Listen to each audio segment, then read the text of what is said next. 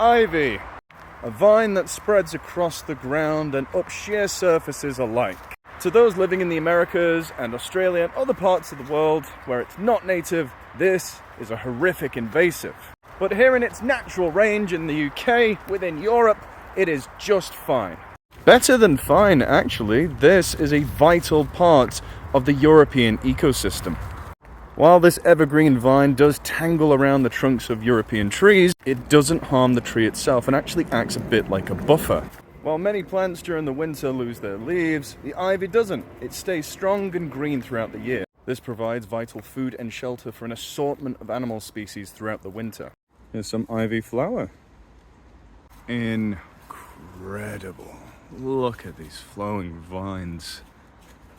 Although it is a mass of them, the oak that it's attached to is still thriving.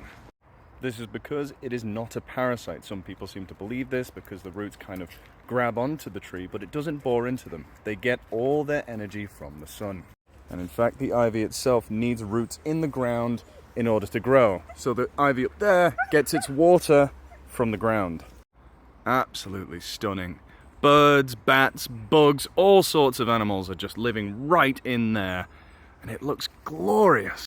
You can see native plants growing up in amongst this bed of ivy perfectly fine, even the young ones. Culturally, it's a very significant plant as well, as it's said to ward off evil spirits. And due to its evergreen and clinginess, it also symbolizes everlasting life, love, and fidelity. It can also be grown indoors quite easily as well, purifying the air, assisting in the removal of harmful toxins like carbon monoxide. But as I said at the start, it can be terribly invasive outside of its native range, which is found in Europe, Western Asia, and North Africa. So if you live outside of this range, please don't grow it outside. The species that have co-evolved with ivy have done so over hundreds of thousands to millions of years, hence why those that haven't struggle really, really bad.